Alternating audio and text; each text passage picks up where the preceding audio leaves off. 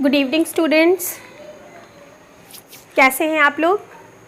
चलिए, आज थोड़ा सा टाइम हो गया, हमें अपना नया वीडियो अपलोड नहीं किया है। आज एक नया टॉपिक हम आपका सुपर टेट के लिए लेकर आए हैं, शिक्षण कौशल, टीचिंग स्किल्स।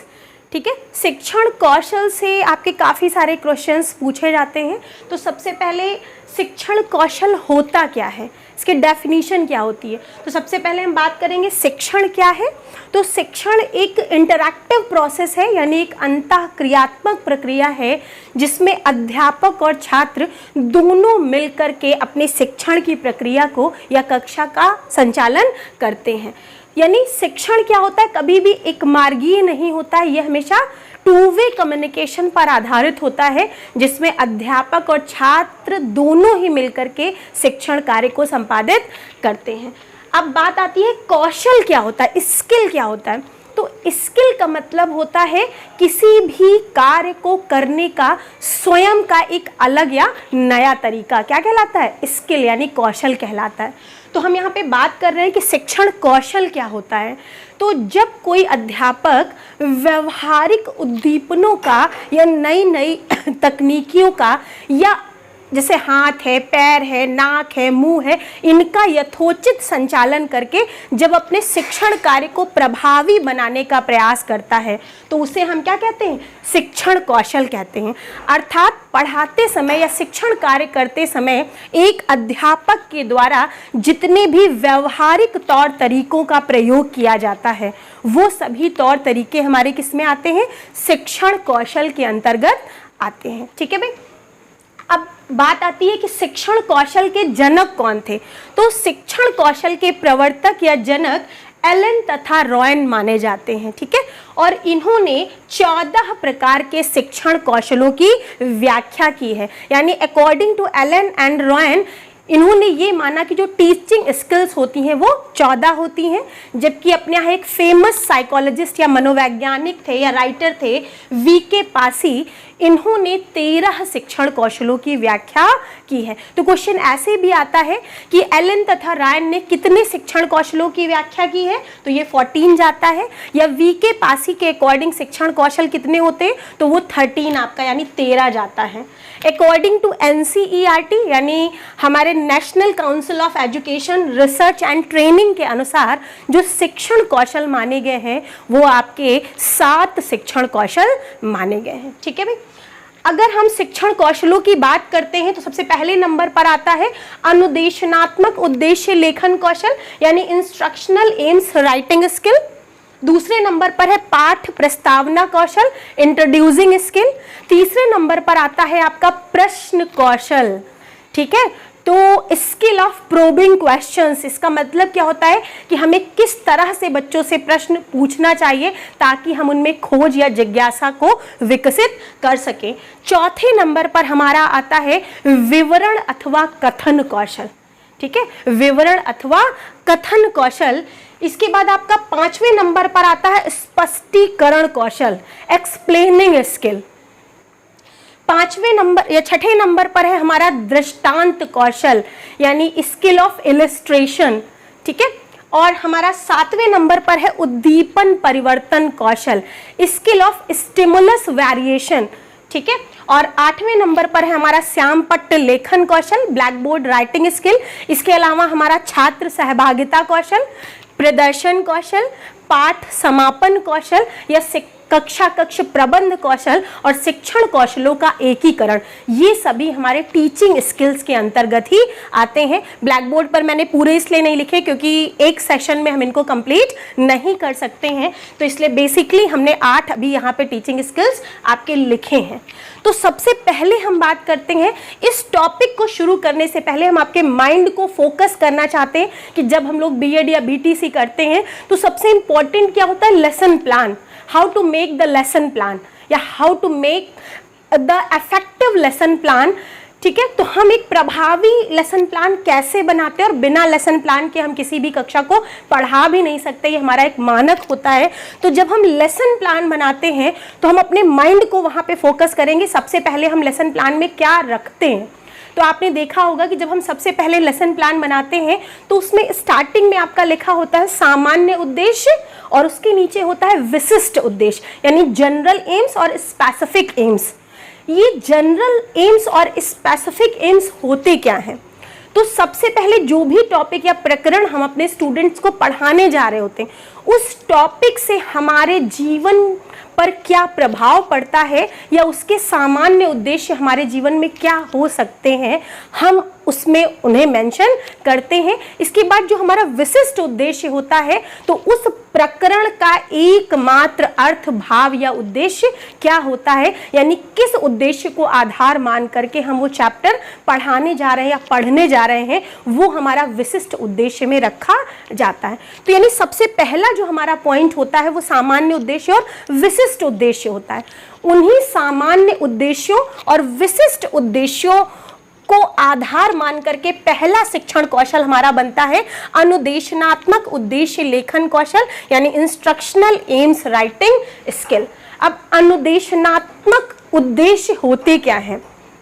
तो वे उद्देश्य जिनको आधार मान करके हमें शिक्षण कार्य करना होता है, यानी जिन उद्देश्यों को आधार मान करके हम उस प्रकरण को या टॉपिक को पढ़ाने जा रहे होते हैं उन्हें हम क्या कहते हैं? अनुदेशनात्मक उद्देश्य कहते हैं। और ऐसा कहा जाता है कि किसी भी क्लास को शुरू करने से पहले हमारे अनुदेशनात्मक उद्देश्य जितने क्लियर होंगे या जितने स्पष्ट होंगे हम उन्हें उतने ही बेहतर तरीके से शिक्षण के दौरान प्राप्त करने में सफल होते हैं। ठीक है, इतना क्लियर हो गया। तो ये हमारा फर्स्ट आपका शिक्षण कौशल है। दूसरे नंबर पर आता है पाठ प्रस्तावना कौशल, इंट्रोड्यूसिंग स्किल। तो पाठ प्रस्तावना कौशल का मतलब क्या होता है कि पाठ प्रस्तावना कौशल में हम लोग प्रस्तावना प्रश्न पूछते हैं। ठीक है, तो जब हम लोग लेसन प्लान बनाते थे तो हमारे पास एक ऑप्शन होता था कि लेसन प्लान बनाते समय या तो आप मिनिमम 3 क्वेश्चंस बना सकते हैं या मैक्सिमम 5 क्वेश्चंस बना सकते हैं। ठीक है, और वो जो 5 क्वेश्चंस होते हैं वो कहीं ना कहीं हमारे प्रकरण से जुड़े हुए होते हैं। तो प्रस्तावना कौशल का जो उद्देश्य होता है वो छात्रों के पूर्व ज्ञान की जानकारी प्राप्त करना या उस प्रकरण के प्रति छात्रों की सामान्य जानकारी का पता लगाना। यानी पाठ प्रस्तावना कौशल का उद्देश्य क्या है?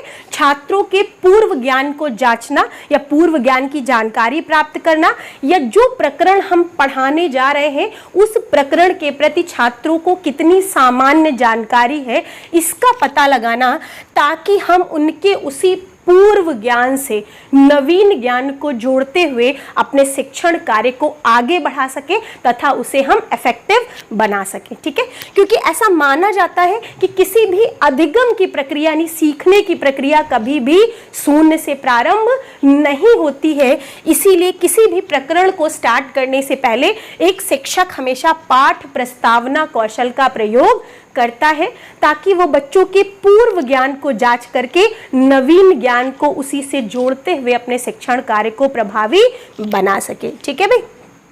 अब देखिए पाठ प्रस्तावना कौशल के घटक, यानी कई बार ऐसे क्वेश्चन आता है कि इनमें से पाठ प्रस्तावना कौशल का घटक क्या नहीं हो सकता है। तो कंपोनेंट्स ऑफ इंट्रोड्यूसिंग स्किल्स में क्या क्या हो सकता है? तो सबसे पहले क्या होता है कि छात्रों के पूर्व ज्ञान पर आधारित प्रश्नों को पूछना। ठीक है, जितने भी प्रश्न पूछे जाएं उनका कहीं ना कहीं संबंध उस प्रकरण से होना चाहिए। कभी भी निरर्थक प्रश्नों को उसमें पूछा नहीं जाना चाहिए। ठीक है, पाठ प्रस्तावना कौशल में हमें कुछ ऐसे प्रश्नों को पूछना है ताकि बच्चों में रुचि, तत्परता या जिज्ञासा की भावना का विकास किया जा सके। क्लियर हो गया? ताकि बच्चा कंसंट्रेट होकर के उस प्रकरण को सीख सके या उसे समझ सके। ठीक है भाई। इसके बाद तीसरे नंबर पर आता है प्रश्न पूछना कौशल, स्किल ऑफ प्रोबिंग क्वेश्चंस। ये एक बहुत ही इंपॉर्टेंट कौशल है कि प्रश्न पूछना, how to ask the questions. तो सबसे पहली चीज हमें ये याद रखनी है कि प्रश्न पूछना भी एक कला है, क्लास में कभी भी सामूहिक प्रश्नों का प्रयोग नहीं करना चाहिए। एक शिक्षक को हर बच्चे से व्यक्तिगत रूप से प्रश्न पूछना चाहिए और हर बच्चे को उत्तर देने का अवसर भी मिलना चाहिए। उसका एक साइकोलॉजिकल फैक्टर होता है कि कभी कभी ऐसा होता है कि जब हम सामूहिक प्रश्न पूछते हैं तो जितने भी ब्रिलियंट बच्चे होते हैं वो लगातार फटाफट बता देते हैं और क्लास पर उनकी मोनोपोली हो जाती है और उनमें एक ईगो भी डेवलप होता है कि रोज तो मैं ही बताता हूँ, मैं ही क्लास में सबसे बेस्ट हूँ, बाकी तो किसी को कुछ आता ही नहीं है। और दूसरा एक जो बेकार फैक्टर होता है वो ये होता है कि जो कमजोर बच्चे जो कक्षा में बोलना नहीं चाहते हैं, जो पढ़ के नहीं आते हैं, तो उनको प्रश्न ना तो उनसे कभी प्रश्न पूछा जाएगा, क्योंकि जब आपने सामूहिक प्रश्न पूछा है तो आगे बच्चों ने उत्तर दे दिया, उनका नंबर ही नहीं आया। तो ऐसे में क्या होता है कि उनको ऐसा फील होता है अरे हमसे तो कभी पूछा ही नहीं जाता, चलो हम एग्जाम के टाइम पढ़ लेंगे। तो जो कमजोर बच्चे होते हैं उनका क्लास में पूरा फोकस नहीं हो पाता है, वो उतने सक्रिय रूप से कक्षा में पार्टिसिपेट नहीं करते हैं। तो प्रश्न पूछते समय सबसे ज्यादा जरूरी क्या होता है कि हमें प्रत्येक बालक से व्यक्तिगत रूप से प्रश्न पूछना चाहिए और हर बच्चे को व्यक्तिगत रूप से उत्तर देने का भी मौका देना चाहिए। और नेक्स्ट चीज हमें ये याद रखनी है कि अगर कोई बच्चा किसी प्रश्न का उत्तर देने में समर्थ नहीं होता है तो हमें डायरेक्ट उस प्रश्न को दूसरे बच्चे पर ट्रांसफर नहीं करना चाहिए, बल्कि उसी प्रश्न से मिलते जुलते हमें कई और प्रश्न उस स्टूडेंट से पूछने चाहिए, ताकि एक स्ट्रैटेजी आप लोगों ने पढ़ी होगी, मस्तिष्क उद्वेलन नीति, ब्रेन स्टॉर्मिंग स्ट्रैटेजी के नाम से इसको जाना जाता है, और जिसके प्रवर्तक ऑसबॉर्न थे। और उन्होंने ऐसा माना था कि हमें बच्चे से इस तरह से इतने प्रश्न पूछने चाहिए कि उनके मस्तिष्क में एक प्रकार का स्टॉर्म हो जाए, यानी उनका मस्तिष्क पूरी तरह से सक्रिय हो जाए, उनके मस्तिष्क में उस प्रश्न से जुड़े जितने भी नए विचार या नए तर्क उत्पन्न होते हैं वो सभी विचार या तर्क हमारे सामने प्रस्तुत हो जाएं। इसीलिए ब्रेन स्टॉर्मिंग स्ट्रैटेजी को क्रिएटिविटी यानी सृजनात्मकता से जोड़ा गया है। तो ऐसा माना जाता है कि जब भी हम किसी बच्चे से प्रश्न पूछते हैं और इनकेस वो उसका उत्तर देने में सफल नहीं होता है तो हमें उस प्रश्न से मिलते जुलते कई और प्रश्न उस बच्चे से पूछने चाहिए, ताकि वो स्वयं अपने प्रश्न के उत्तर पर पहुंच सके। ठीक है, अब बात आती है कि प्रश्न पूछना कौशल के घटक यानी कंपोनेंट्स क्या क्या हो सकते हैं। तो सब नंबर 1 आपको ये ध्यान रखना है कि प्रश्नों का जो स्वरूप या बनावट हो वो कैसी होनी चाहिए, छोटी होनी चाहिए, बहुत ज्यादा लंबी नहीं होनी चाहिए। कभी कभी आपने देखा है कि हम लोग इतने बड़े हो गए और जब आप लोग सीटेट का पेपर देते हो तो क्वेश्चन इतना लेंदी होता है कि हम स्टार्ट करते हैं क्वेश्चन पढ़ना और जब तक हम क्वेश्चन को पढ़ना खत्म करते हैं, खत्म करते करते हम स्टार्टिंग में क्या पूछा जा रहा था वो प्रश्न ही भूल जाते हैं और हम फिर दोबारा से उस प्रश्न को पढ़ना शुरू करते हैं। ठीक है, अभी तो आप क्या है छोटी क्लासेस में पढ़ाने जाओगे तो पहली चीज आपको ध्यान रखना है कि प्रश्नों की बनावट यानी फॉर्मेशन कैसा होना चाहिए, छोटा होना चाहिए। ठीक है, नंबर 2, जो प्रश्न होने चाहिए वो उस प्रकरण से संबंधित होने चाहिए, यानी प्रश्न सदैव उसी प्रकरण पर आधारित होने चाहिए। नेक्स्ट क्या हो सकता है कि प्रश्नों की भाषा सरल व स्पष्ट होनी चाहिए, यानी प्रश्नों की भाषा कैसी होनी चाहिए, सरल या स्पष्ट होनी चाहिए, ताकि हर बच्चे को उस प्रश्न का अर्थ समझ में आ जाए। नेक्स्ट हमारा जो कंपोनेंट हो सकता है कि सदैव तार्किक व खोजपूर्ण प्रश्नों को पूछा जाना चाहिए, ताकि हम अपने बच्चे के मस्तिष्क को सक्रिय कर सके या एक्टिव कर सके। हमें कोशिश करनी चाहिए कि कक्षा में हाँ या नहीं वाले प्रश्नों का प्रयोग या तो ना ही किया जाए या अगर करना हो तो बहुत ही कम मात्रा में इन प्रश्नों का प्रयोग करना चाहिए। यानी प्रश्न सदैव तार्किक चिंतन पर और बच्चों की कल्पना शक्ति पर आधारित होने चाहिए, सत्य असत्य वाले या हाँ नहीं वाले प्रश्नों का प्रयोग नहीं करना चाहिए। तो ये थे हमारे प्रश्न पूछना कौशल के घटक। क्लियर हो गया आपको? नेक्स्ट हमारा आता है विवरण अथवा कथन कौशल। विवरण बोल देना या कहना। तो विवरण का मतलब होता है कि किसी भी प्रकरण पर या प्रकरण की घटनाओं को एक क्रमबद्ध तरीके से यानी सीक्वेंस में या व्यवस्थित तरीके से उसे बताना क्या कहलाता है, विवरण कहलाता है। जैसे कहानी कथन हो गया यानी स्टोरी टेलिंग हो गया, किसी ऐतिहासिक घटना का वर्णन हो गया, या किसी यात्रा का वृत्तांत यानी किसी यात्रा का अगर हमें वर्णन करना हो तो हम किस शिक्षण कौशल का प्रयोग करेंगे? विवरण अथवा कथन कौशल का। यानी इसमें क्या होता है कि हम किसी भी प्रकरण में जितनी भी घटनाएं होती हैं उनका एक क्रमबद्ध यानी सीक्वेंस से उसे स्पष्ट करते हुए आगे बढ़ते हैं, तो ये क्या कहलाता है? विवरण अथवा कथन कौशल कहलाता है। यानी कहानी कहना, किसी यात्रा का वर्णन करना, या किसी ऐतिहासिक घटनाओं का जब हमें वर्णन करना होता है तो हम लोग विवरण और कथन कौशल का प्रयोग करते हैं। यानी उस प्रकरण से जितनी भी घटनाएं जुड़ी होती हैं उनको सीक्वेंस में यानी एक क्रमबद्ध तरीके से इस प्रकार से छात्रों के सामने प्रस्तुत करते हैं कि उस प्रकरण के जितने भी बिंदु या कहानी के जितने भी बिंदु होते हैं वो क्रम से बच्चों के मस्तिष्क में अंकित हो जाते हैं। क्लियर हो गया? अब इसके बाद आता है स्पष्टीकरण कौशल। दोनों में बहुत ज्यादा डिफरेंस नहीं है। स्पष्टीकरण कौशल का मतलब होता है कि किसी भी प्रकरण के अर्थ या भावों को स्पष्ट करना, किसी भी घटना के अर्थ, प्रकरण या भावों को अपनी सरल से सरल, स्वाभाविक या व्यवहारिक भाषा में स्पष्ट करना क्या कहलाता है? स्पष्टीकरण कौशल कहलाता है। यानी जब भी हम किसी बच्चे को कोई कविता पढ़ाते हैं, कोई साहित्य पढ़ाते हैं या किसी भाषा को पढ़ाते हैं तो उसमें हम कौन सा कौशल प्रयोग करते हैं? स्पष्टीकरण कौशल।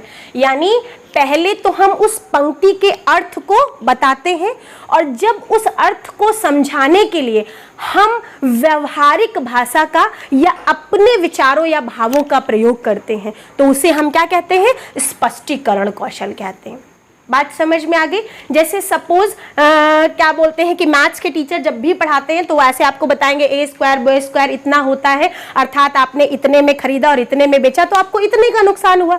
तो ये तो विवरण हो गया। उसके बाद भी अगर बच्चे को समझ में नहीं आता है तो वो क्या करते हैं? अपनी भाषा का प्रयोग करते हैं कि जैसे आपने इतना खरीदा और इतने का बेचा तो आपको इतने का नुकसान हुआ। तो ये क्या है? स्पष्टीकरण कौशल है। ठीक है? जब हम कोई कविता का भाव अपने बच्चों को समझाते हैं तो पहले कविता की पंक्ति को पढ़ते हैं, फिर हम उसके अर्थ को समझाते हैं और उसके अर्थ को समझाने के लिए हम अपने सरल भावों का प्रयोग या विचारों का प्रयोग करते हैं। तो इसे हम क्या कहते हैं? स्पष्टीकरण कौशल कहते हैं। ठीक है भाई? नेक्स्ट नंबर पे हमारा आता है दृष्टांत कौशल, स्किल ऑफ इलस्ट्रेशन। ठीक है? तो सबसे पहले हम जान लेते हैं कि दृष्टांत का मतलब क्या होता है? उदाहरण देना। ठीक है? और दृष्टांत हमारे दो प्रकार के हो सकते हैं। एक आपका जो दृष्टांत होता है वो शाब्दिक दृष्टांत या मौखिक दृष्टांत आप कह सकते हैं, और दूसरा होता है अशाब्दिक दृष्टांत या दृश्य दृष्टांत के नाम से भी जाना जाता है। यानी एक वर्बल इलस्ट्रेशन होता है और दूसरा आपका नॉन वर्बल इलस्ट्रेशन होता है। ठीक है?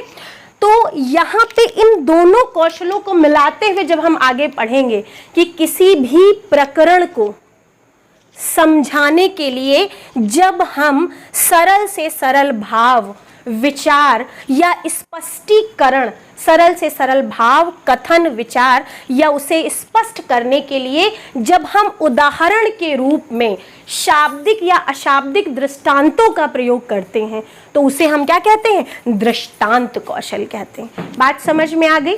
जैसे आपने दृष्टांत अलंकार जैसे पढ़ रखा होगा तो एक पंक्ति आती है, पहली लाइन में क्या कहा जाता है कि करत करत अभ्यास ते जड़मति होत सुजान। ठीक है? तो हमने यहाँ पर इस लाइन का अर्थ बताया कि लगातार अभ्यास करते रहने से जो मंद बुद्धि होता है वो भी बुद्धिमान हो जाता है। तो ये क्या था आपका? स्पष्टीकरण कौशल। पहले हमने एक पंक्ति कही, करत करत अभ्यास से जड़मति होत सुजान, और फिर उसे समझाने के लिए हमने क्या कहा आपसे कि जैसे लगातार अभ्यास करते रहने से कोई मंद बुद्धि भी बुद्धिमान हो जाता है। और उसके नीचे की लाइन जब हमने पढ़ी, रसरी आवत जाते सिल पर परत निशान, जिस प्रकार रस्सी के आने जाने से पत्थर पर भी निशान पड़ जाते हैं। इसका मतलब क्या है कि पहली वाली लाइन के अर्थ को स्पष्ट करने के लिए हमने उदाहरण के रूप में एक व्यवहारिक एग्जाम्पल का प्रयोग किया है कि जिस प्रकार रस्सी के आने जाने से पत्थर पर भी निशान पड़ जाते हैं। तो ये हमारा क्या बन जाएगा? दृष्टांत कौशल बन जाएगा। क्लियर हो गया? और दृष्टांत कितने प्रकार के हैं? 2 प्रकार के। तो जो शाब्दिक दृष्टांत होता है बेटा, उसमें कहानी कहना, मुहावरे कहना, ठीक है, ये स्टोरी सुनाना, आपका कहानी कहना, मुहावरे कहना, तो इस तरह की जो चीजें होती है वो हमारे शाब्दिक दृष्टांत में आती हैं। जबकि अशाब्दिक दृष्टांत में चित्रों का प्रयोग करना, मानचित्रों का प्रयोग करना या दृश्य श्रव्य सामग्री का प्रयोग करते हुए प्रकरण को समझाना, ये हमारा क्या कहलाता है? दृष्टांत कौशल कहलाता है। तो शाब्दिक दृष्टांत में क्या होगा? कविता पाठ करना, कहानी कहना, चुटकुले सुनाना, मुहावरे कहना, ये सभी शाब्दिक दृष्टांत हैं। अशाब्दिक दृष्टांत में चित्र हो गया, मानचित्र हो गया, रेखा चित्र हो गया, ये सभी चीजें हमारी अशाब्दिक दृष्टांत के अंतर्गत आती हैं। इतना क्लियर हो गया आपको? लास्ट में आता है उद्दीपन परिवर्तन कौशल, स्टिमुलस वेरिएशन स्किल। तो सबसे पहले हम आपको बताना चाहेंगे कि स्टिमुलस क्या होता है। आपने मनोविज्ञान में बहुत ज्यादा पढ़ रखा होगा व्हाट इज स्टिमुलस, ठीक है, या स्टिमुलाई या स्टिमुलस क्या होता है, या उद्दीपन क्या होता है। तो उद्दीपन हमारे वातावरण में व्याप्त कोई भी व्यक्ति, वस्तु या कोई भी घटक हो सकता है जो हमारे मस्तिष्क को अपनी ओर आकर्षित करता है, और हमारा माइंड जिसकी ओर अट्रैक्ट होता है वो हमारा क्या होता है? उद्दीपन होता है। और उद्दीपन जितना प्रभावी होगा, हमारी अनुक्रिया यानी रिस्पॉन्स भी उतने ही अधिक होते हैं। तो यहाँ पे उद्दीपन का मतलब क्या होता है कि वातावरण में व्याप्त कोई भी व्यक्ति, वस्तु या कोई भी ऐसी चीज जो हमारे मस्तिष्क को अपनी ओर आकर्षित करती है, उत्तेजित करती है, उसे हम क्या कहते हैं? स्टिमुलस कहते हैं। शिक्षण प्रक्रिया में स्टिमुलस परिवर्तन कौशल को बहुत ही महत्वपूर्ण कौशल माना गया है, क्योंकि इसमें क्या होता है कि सपोज आप एक टीचर हैं और आप अपनी क्लास में जाते हैं और बिल्कुल स्टैंडिंग पोजीशन में सर झुका करके ऐसे आप पढ़ाने लगिए और कहानी की तरह आप अपने प्रकरण को पढ़ा करके वहां से चले आइए, तो देखिए आपका जो शिक्षण होगा वो बहुत ही बोरिंग हो जाता है, उसमें बच्चों का इंटरेस्ट नहीं रहता है। जबकि कई बार हमने देखा कि एक अध्यापक जब अपने प्रकरण को पढ़ाना शुरू करता है तो उसे प्रभावी बनाने के उद्देश्य से स्वर या वाणी में उतार चढ़ाव करता है, शारीरिक अंगों का यथोचित संचालन, यानी जैसे ये हमारे हाथ है, हम आपको समझा रहे हैं, तो शारीरिक अंगों का यथोचित संचालन यानी आंख, नाक, मुंह तथा हाथों का यथोचित संचालन करना, पढ़ाते समय बीच बीच में छात्रों के समीप जाना या दृश्य व्यवस्था में परिवर्तन करना। इसका मतलब क्या होता है कि हमें पर्टिकुलर किसी एक ही बच्चे से आई कांटेक्ट नहीं रखना है, बल्कि पढ़ाते समय हमारा जो आई कांटेक्ट होना चाहिए वो लगभग हर बच्चे की ओर होना चाहिए। ठीक है, तो इस तरह से क्या होता है कि जब एक अध्यापक पढ़ाते समय अपने शारीरिक अंगों का यथोचित संचालन करता है, यानी उसका जो पढ़ाने का एक्सप्रेशन होता है वो हमेशा बदलता रहता है, उसकी दृश्य व्यवस्था में भी परिवर्तन होता रहता है, स्वर तथा वाणी में भी उतार चढ़ाव, यथोचित उतार चढ़ाव होता रहता है। तो ये सभी घटक हमारे किसमें आते हैं? उद्दीपन परिवर्तन कौशल यानी स्टिमुलस वेरिएशन स्किल में आते हैं। और बच्चों एक शब्द हमने यहाँ पे बोला है कि शारीरिक अंगों का यथोचित संचालन करना, तो यहाँ पे यथोचित शब्द का अर्थ होता है सही ढंग से। पता चला ऐसा ना हो कि आपको ऐसा लगे कि भाई जितना ज़्यादा हम अंगों का संचालन करेंगे हमारी जो टीचिंग है उतनी इफेक्टिव बन जाएगी, और क्लास में एंट्री करते ही बिल्कुल आप डीजे की तरह डिस्को डांस करना शुरू कर दे कि भाई हमारा तो ये अंगों का संचालन करके हम अपने शिक्षण को कर रहे हैं। तो यहाँ पे यथोचित शब्द का प्रयोग इसी सेंस में किया गया है कि आप अगर वाणी में उतार चढ़ाव कर रहे हैं तो ये भी अकॉर्डिंग टू क्लास की स्ट्रेंथ होना चाहिए, ये क्लास में कितने बच्चे मौजूद हैं, मैं किस वाणी में बोलना है जो खराब ना लगे, और जो अंगों का संचालन करना है वो भी यथोचित करना है, ब्रेक डांस करते हुए या बिल्कुल डिस्को डांस करते हुए हमें अंग संचालन नहीं करना है। तो ये सारी चीजें हमारी किसमें आती हैं? उद्दीपन परिवर्तन कौशल के अंतर्गत आती हैं। क्लियर हो गया? ये क्वेश्चन आपका एग्जाम में पूछा भी गया है कि शिक्षण कार्य करते समय एक अध्यापक के द्वारा शरीर के अंगों का, आंख, नाक, मुंह का यथोचित संचालन तथा स्वर या वाणी में जो उतार चढ़ाव या उचित विराम चिन्हों का जो प्रयोग होता है वो किस शिक्षण कौशल के अंतर्गत आता है? तो ये हमारा किसमें आ जाएगा? उद्दीपन परिवर्तन कौशल यानी स्टिमुलस वेरिएशन स्किल के अंतर्गत आ जाएगा। ठीक है भाई, यहाँ पे 8 नंबर पर हमने लिखा है श्याम पट्ट लेखन कौशल, ब्लैक बोर्ड राइटिंग स्किल। ये स्किल भी बहुत ज़्यादा इंपॉर्टेंट होती है क्योंकि श्याम पट्ट एक सबसे ही प्राचीन दृश्य साधन है। हमें अपने शिक्षण को प्रभावी बनाने का सबसे प्राचीन दृश्य साधन है और श्याम पट्ट कौशल में जो अध्यापक जितना निपुण होता है उसका शिक्षण उतना ही प्रभावी होता है। तो यहाँ पे नाम तो हमने लिख रखा है श्याम पट्ट लेखन यानी ब्लैक बोर्ड राइटिंग स्किल, लेकिन अगर कभी भी क्वेश्चन में रहता है कि ब्लैक बोर्ड का मानक कलर क्या होता है, स्टैंडर्ड कलर क्या होता है, तो हम हमेशा हरा लिखेंगे। इसीलिए आपने देखा है कि आजकल ब्लैक बोर्ड की जगह हर जगह ग्रीन बोर्ड का यूज होने लगा है। तो श्याम पट्ट का जो मानक रंग माना गया है वो हरा माना जाता है। इसीलिए आपने देखा होगा कि जितने भी प्राइमरी स्कूल्स की पुताई होती है तो नीचे की जो वॉल्स होती हैं आपने देखा है वो ग्रीन कलर की होती हैं और ऊपर की जो होता है वो वाइट होता है। इसका मतलब यही होता है कि स्टूडेंट्स हमारे काफ़ी छोटे होते हैं और इनकेस अगर वहाँ ब्लैक बोर्ड नहीं है तो उस ग्रीन दीवार को स्टूडेंट्स के द्वारा एज अ ग्रीन बोर्ड भी हम यूज करा सकें। ठीक है भाई, तो पहली चीज ब्लैक बोर्ड का मानक कलर क्या होता है, तो वो आपका ग्रीन होता है। दूसरी चीज श्याम पट्ट पर लिखते समय या ब्लैक बोर्ड पर लिखते समय हमें कौन कौन सी सावधानियां रखनी चाहिए।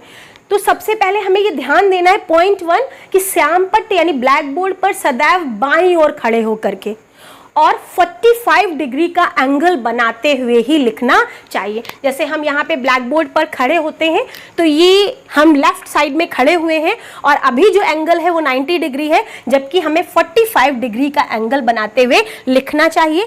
इसका रीज़न क्या होता है कि हम एंड तक लिख भी सकते हैं और ब्लैक बोर्ड पर जो भी लिखा गया है वो सभी छात्रों के लिए विजिबल होता है, यानी सभी बच्चे उसे देख सकते हैं प्रॉपर तरीके से। ठीक है ना, तो पहला पॉइंट आपका ये हो गया कि श्याम पट्ट का मानक रंग ग्रीन, ब्लैक बोर्ड पर लिखते समय बाईं ओर खड़े होकर के 45 डिग्री का एंगल बनाते हुए ही हमें लिखना चाहिए। सेकेंड चीज, ब्लैक बोर्ड पर जो भी हम लिख रहे हैं उन अक्षरों का आकार साफ, स्पष्ट तथा सुडौल होना चाहिए। सुडौल का मतलब थोड़ा गोल गोल मोटा होना चाहिए, बहुत ही लंबा या पतला अक्षर हमें नहीं लिखना चाहिए। ठीक है, दूसरा थर्ड जो नेक्स्ट पॉइंट है हमारा कि ब्लैक बोर्ड पर जो भी लेख लिखा गया हो वो सदैव एक सीधी पंक्ति में होना चाहिए। इसका मतलब जैसे हमने ये सीधी पंक्ति लिखी ऐसे ही लिखा होना चाहिए। कभी कभी कुछ लोग यहाँ से लिखना शुरू करते हैं और अंत में लाइन कहाँ पहुँच जाती है, यहाँ, या कभी कभी कुछ लोग यहाँ से शुरू करते हैं और झुकती हुई लाइन कहाँ पे आ जाती है, यहाँ तक आ जाती है। तो जब पहली लाइन आपकी यहाँ झुक जाएगी तो दूसरी लाइन आपकी झुकते झुकते वो बिल्कुल पूरा तिरछा दिखने लगेगा। तो श्याम पट्ट पर जो लेख लिखा गया है वो बिल्कुल सीधी पंक्ति में होनी चाहिए। अक्षरों के बीच में पर्याप्त दूरी होनी चाहिए, यानी हमको समझ में आ जाए कि ये अनुसार अलग लिखा हुआ है और ये शिक्षण अलग लिखा हुआ है और जो भी इस पे लिखा गया हो वो कैसा होना चाहिए, पठनीय होना चाहिए, यानी सभी बच्चे उसे आसानी से पढ़ सकें। ठीक है, नेक्स्ट और जो इम्पोर्टेंट बिंदु आपका वो ये होता है कि श्याम पट्ट पर अगर हमें विशिष्ट चीज़ों को प्रदर्शित करना है तो लिखते समय हमें कलरफुल चॉक का प्रयोग करना चाहिए। वैसे जनरली हम वाइट चॉक यूज़ करते हैं, लेकिन अगर हमें विशिष्ट चीज़ों को दर्शाना है या स्पेसिफिक पॉइंट्स अपने बच्चों को बताने हैं तो जहाँ तक संभव हो उन विशिष्ट बिंदुओं को दर्शाने के लिए हमें कलरफुल चॉक का प्रयोग करना चाहिए। ठीक, श्याम पट्ट पर लिखते समय चॉक की आवाज़ नहीं आनी चाहिए। और लास्ट बिंदु ये होता है कि क्लास समाप्त होने के बाद श्याम पट्ट पर लिखित अंश को मिटा देना चाहिए। इसके बारे में बहुत सारे लोगों को बहुत कंफ्यूजन होता है कि क्लास खत्म होने के बाद हम लिखित अंश को मिटाते क्यों हैं। तो इसका रीज़न क्या होता है कि सपोज ये हमने आज यहाँ पर ब्लैक बोर्ड पर लिख दिया है और कोई बच्चा आज एब्सेंट है, ठीक है, और उसका ये टॉपिक छूट गया है। कल जब वो क्लास में आएगा तो हो सकता है किसी दूसरे टीचर की क्लास हो या आप ही की क्लास हो, तो जब वो क्लास में बैठेगा तो सबसे पहले उसकी नज़र कहाँ जाती है, ब्लैक बोर्ड के इस लिखित अंश पर जाती है और उसका पूरा फोकस इस पर होता है और उसके दिमाग में सारे बिंदु चलते रहते हैं। हो सकता है इसमें से कुछ चीज़ें उसे समझ में ना आई हो तो वो चीज़ें उसके मस्तिष्क में और तेजी से घूमने लगती हैं और जब कोई टीचर आता है पढ़ाने के लिए तो उस बच्चे के मन में सबसे ज़्यादा जो क्यूरियोसिटी या जिज्ञासा होती है जो ब्लैक बोर्ड पर लिखा था उसके लिए होती है, और फिर वो अपने आप को उस नए प्रकरण से आसानी से जोड़ने में समर्थ नहीं होता है।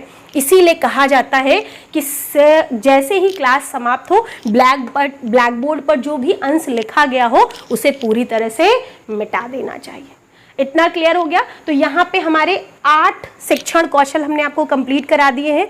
अभी आपके 5 शिक्षण कौशल और बचे हैं, और जो लास्ट होता है वो शिक्षण कौशलों का एकीकरण होता है। हालांकि उसमें कोई खास बिंदु बचता नहीं है। और नेक्स्ट टॉपिक में हम आपको 5 आगे के शिक्षण कौशल, जैसे छात्र सहभागिता कौशल है, पाठ समापन कौशल है, कक्षा कक्ष प्रबंध कौशल है, प्रदर्शन कौशल यानी डिमॉन्स्ट्रेशन स्किल है, तो ये हम आपको नेक्स्ट टॉपिक में कंप्लीट करेंगे। इसका हम दूसरा वीडियो बनाएंगे। अभी तक के लिए फिलहाल इतना ही ठीक है। अगर किसी को कोई डाउट हो तो आप कमेंट बॉक्स में जाकर के अपनी क्वेरीज भी लिख सकते हैं। और अगर आपको ये वीडियो पसंद आया है तो लाइक कीजिए, अपने फ्रेंड्स को शेयर कीजिए और ज़्यादा से ज़्यादा उसे सब्सक्राइब कीजिए। ओके, थैंक यू बेटा।